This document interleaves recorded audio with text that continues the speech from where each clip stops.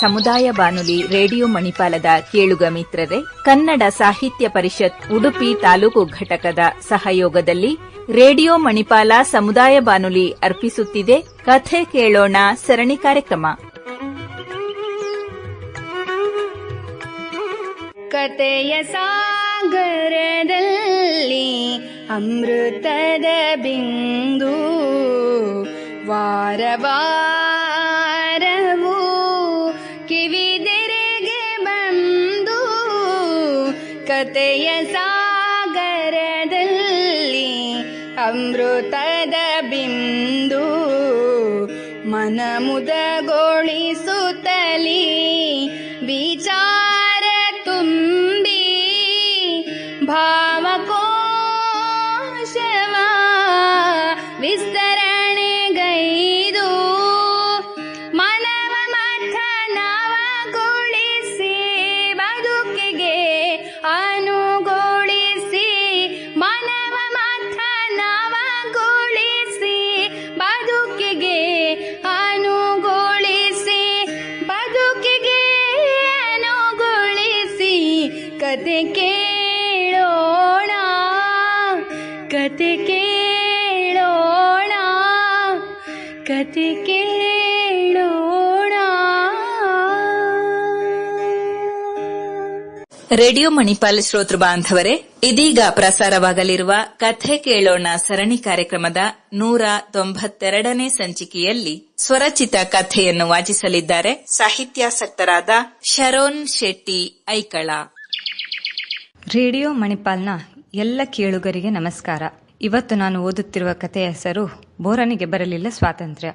ಪ್ರತಿ ವರ್ಷದಂತೆ ಈ ವರ್ಷವೂ ಕೇಂದ್ರ ಕಾರಾಗೃಹದಲ್ಲಿ ಸ್ವಾತಂತ್ರ್ಯೋತ್ಸವದ ಸಂಭ್ರಮಗಳು ಮನೆ ಮಾಡಿದ್ದವು. ತ್ರಿವರ್ಣ ಧ್ವಜ ಮತ್ತು ವಿಧ ವಿಧ ಹೂವುಗಳಿಂದ ಅಲಂಕೃತಗೊಂಡ ಕಾರಾಗೃಹದಲ್ಲಿ ಬೆಳಿಗ್ಗಿನಿಂದಲೇ ಗುಸುಗುಸು ಶುರುವಾಗಿತ್ತು. ಇದು ಸ್ವಾತಂತ್ರ್ಯದ ಅಮೃತ ಕಾಲ ಅಲ್ವಾ? ಅದ್ಯಾರೋ ದೊಡ್ಡ ಸಾಹೇಬ್ರು ಬರ್ತಾರಂತೆ.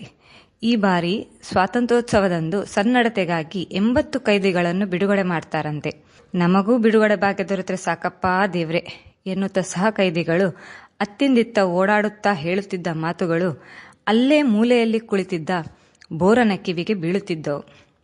ಯಾರು ಬಂದ್ರೇನು, ಯಾರು ಹೋದ್ರೇನು, ಇಂಥ ಬಿಡುಗಡೆ ಸಂಭ್ರಮಗಳನ್ನು ತಾನು ಎಷ್ಟು ನೋಡಿಲ್ಲ.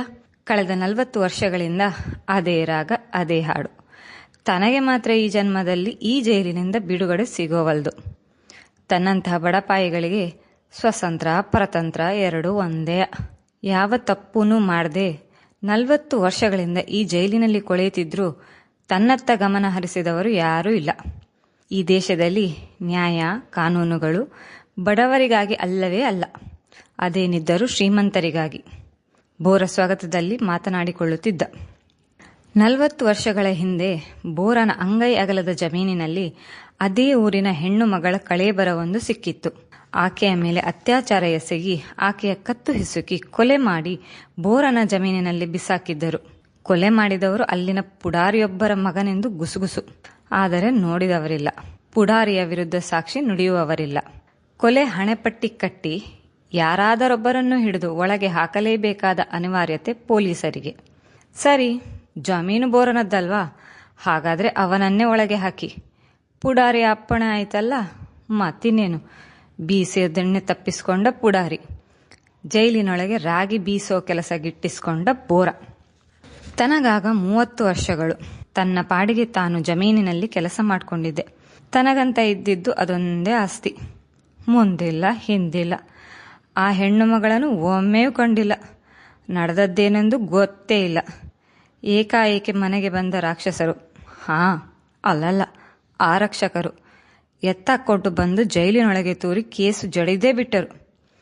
ನಿರಕ್ಷರ ಕುಕ್ಷಿಯಾದ ತನಗೆ ಓದು ಬರಹ ಬರಾಕಿಲ್ಲ. ಒಳ್ಳೇದೇ ಆಯ್ತು ಅವರಿಗೆ. ಯಾವ್ಯಾವುದೋ IPC ಅಂತೆ ಎಲ್ಲ ಹಾಕಿಬಿಟ್ರು. ಇರೋ ಬರ ಕಾಗ್ದಕ್ಕೆಲ್ಲ ಹೆಬ್ಬೆಟ್ಟು ಒತ್ತಿಸ್ಕೊಂಡ್ಬಿಟ್ರು. ತನಗಾಗಿ ಅಳುವವರು ಯಾರೂ ಇಲ್ಲ, ಹೋರಾಡುವವರು ಇಲ್ಲ. ಈ ಜೈಲಿನ ಕೋಣೆಯೇ ತನ್ನ ಶಾಶ್ವತ ಆವಾಸ.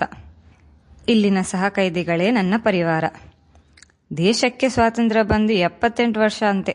ಆದರೆ ಈ ಶರೀರಕ್ಕೆ ಸ್ವಾತಂತ್ರ್ಯ ಸಿಗೋದು ಒಂದೇ ದಿನ, ಅದು ತಾನು ಸತ್ತಾಗ. ಲೇ ಬೋರಾ, ನಿಂಗೆ ಗೊತ್ತೇನೋ ನಿಮ್ಮೂರಿನ ಆ ದೊಡ್ಡ ಪುಡಾರಿ ಇದ್ನಲ್ಲ, ಆತ ಅದೆಷ್ಟೋ ಕೋಟಿ ಹಣ ಭ್ರಷ್ಟಾಚಾರ ಮಾಡಿ ಸಿಕ್ಕಿಬಿದ್ದಂತೆ ಕಣೋ. ಆತನನ್ನು ಅದೇನೋ ಇಡಿ ಗಿಡಿ ಅನ್ನೋರು ಹಿಡಿದ್ರಂತೆ, ಕೋರ್ಟಿಗೂ ಹಾಜರು ಮಾಡಿದ್ರಂತೆ. ಆದ್ರೆ ಆ ಬಡ್ಡೆತದು ಏನ್ ಮಾಡ್ತೋ ಏನೋ, ಒಂದೇ ವಾರದಲ್ಲಿ ಜಾಮೀನು ಮಂಜೂರು ಮಾಡಿಬಿಟ್ರಂತೆ ಕಣೋ. ನಾನುವೇ 1 ವರ್ಷದಿಂದ ವಕೀಲ್ ಸಾಬ್ರ ಮುಂದೆ ಗೋಗರಿತಾನೇ ಇದ್ದೀನಿ ಕಣೋ. ನನ್ನ ಮಗು ಚಿಕ್ತು, ನನ್ನ ಹೆಂಡ್ರು ಸಂಭಾಳಿಸೋಕು ಆಗವಲ್ದು, ದಮ್ಮಯ್ಯ ಜಾಮೀನು ಕೊಡಿಸ್ರವಯ್ಯ ಅಂತ. ದೊಡ್ಡ ಸಾಹೇಬ್ರಿಗೆ ಅದೆಂತದೋ ತುರ್ತು ಕೆಲಸ ಅಂತೆ ಮಾರಾಯ. ದಿನನೇ ನಕ್ಕಿ ಆಗೋವಲ್ದು ಕಣ್ಲೆ. ಸಹ ಕೈದಿ ತಮ್ಮಯ್ಯ ತನ್ನ ಗೋಳು ಹೇಳಿಕೊಳ್ಳುತ್ತಲೇ ಇರುತ್ತಾನೆ. ಬೋರ ಮಾತ್ರ ಪೆಚ್ಚುನಗೇನಕ್ಕೂ ಸುಮ್ಮನಾಗುತ್ತಾನೆ. ಕಳೆದ 40 ವರ್ಷಗಳಿಂದ ತಾನಿಲ್ಲಿ ಕೊಳಿತಾ ಬಿದ್ದೀವ್ನಿ. ಈ ತಮ್ಮಯ್ಯ ಬಂದು 2 ವರ್ಷ ಅಷ್ಟೇಯ. ಈಗ್ಲೇ ಚಡಪಡಿಸ್ತಾವನೆ ಪೆದ್ದು ಮುಂಡೆದು. ಇಲ್ಲಿ ಜಾಮೀನು ಗೀಮೂನು ಏನಿದ್ರು ಹಣ ಇದ್ದವರಿಗೆ ಮಾತ್ರ. ಮೊನ್ನೆ ರಾಕೇಶನು ದಿನೇಶನು ಅದೇನೋ ಮಾತಾಡ್ತಿದ್ದು. ಈ ದೇಶದಲ್ಲಿ ಚಿಕ್ಕ ಕೋರ್ಟಿಂದ ಹಿಡಿದು ದೊಡ್ಡ ಕೋರ್ಟ್ವರೆಗೆ 5 ಕೋಟಿಗೂ ಮಿಕ್ಕಿ ಕೇಸ್ ಬಾಕಿ ಆಯ್ತಂತೆ. ಕಳೆದ 30-40 ವರ್ಷಗಳಿಂದ ವಿಚಾರಣೆ ಭಾಗ್ಯವೇ ಸಿಗದ ಅದೆಷ್ಟೋ ಕೇಸುಗಳಿವೆಯಂತೆ. ದೊಡ್ಡ ಲಾಯರ್ಗಳಿಗೆ ಲಕ್ಷ ಕೊಟ್ರೆ ಬೇಗನೆ ಜಾಮೀನು ಸಿಗುತ್ತಂತೆ. ಇಲ್ಲಾಂದ್ರೆ ಜೈಲಿನೊಳಗೆ ತಾನೇ ಬೀಸೋರಾಗಿ ಹಿಟ್ಟಿನ ಮುದ್ದೆನ ತಾನೇ ತಿನ್ನೋದ್ ಗತಿಯಂತೆ. ತಾವೂನುವೆ ಯಾವ್ದಾರ ದೊಡ್ಡ ಲಾಯರ್ ಹಿಡ್ಕೊಂಡು ಹೆಂಗಾನಾರ ಮಾಡಿ ಜಾಮೀನ್ ಗಿಟ್ಟಿಸ್ಕೊಂಡು ಪುರ್ರ ಅಂತ ಪರಾರಿ ಆಗೋಕೆ ಯೋಚನೆ ನೀವೆಕ್ಕೆ ಓದ್ಕೊಂಡಿವೆ. ಆದ್ರೂ ಕೆಲಸ ಮಾಡೋಕೆ ಮೈ ಬಗ್ದೆ ಕಳ್ಳತನದ ಅಡ್ಡದಾರಿ ಹಿಡ್ದಿವೆ. ಎಲ್ಲೋ ಕನ್ನ ಹಾಕಿರೋ ಕಾಸು ಬಚ್ಚಿಟ್ಟಿರ್ಬೇಕು, ಅದಕ್ಕೆ ದೊಡ್ಡ ಲಾಯರ್ನ ಹಿಡ್ಕೊಡೋಕೆ ಹೊರಟಿವೆ. ಇನ್ನು ಸ್ವಲ್ಪ ದಿನಕ್ಕೆ ಜಾಮೀನ್ ಗಿಟ್ಟಿಸ್ಕೊಂತಾವೆ ಹೈಕಳು. ದೀರ್ಘ ನಿಟ್ಟಿಸಿರು ಬಿಟ್ಟ ಬೋರ. ಈ ದೇಶದಾಗೆ ಅದೇನೋ ದೊಡ್ಡ ಪುಸ್ತಕ ಬರೆದವರಂತೆ. ನ್ಯಾಯದ ಮುಂದೆ ಎಲ್ರೂ ಸಮಾನರು ಅಂದವರಂತೆ. ಅಪರಾಧಿಗೆ ಶಿಕ್ಷೆ ಆಗದಿದ್ರೂ ಪರವಾಗಿಲ್ಲ, ಒಬ್ಬ ನಿರಪರಾಧಿಗೆ ಶಿಕ್ಷೆ ಆಗ್ಲೇಬಾರ್ದು. ನ್ಯಾಯದಾನದಲ್ಲಿ ವಿಳಂಬ ಮಾಡಿದ್ರೆ ನ್ಯಾಯವನ್ನೇ ನಿರಾಕರಿಸಿದಂತೆ ಎಂದೆಲ್ಲ ಹೇಳವರಂತೆ. ಹಿಂದಿನ ಬಾರಿ ಸ್ವಾತಂತ್ರ್ಯ ದಿನಾಚರಣೆಗೆ ಬಂದಿದ್ದ ದೊಡ್ಡ ಜೈಲರ್ ಸಾಹೇಬ್ರು ಹೇಳ್ತಾ ಇದ್ರು, ಕಾನೂನಿನ ದೃಷ್ಟಿಯಲ್ಲಿ ಮೇಲು ಕೀಳು ಇಲ್ಲ, ಎಲ್ಲರಿಗೂ ಒಂದೇ ನ್ಯಾಯ ಅಂತ.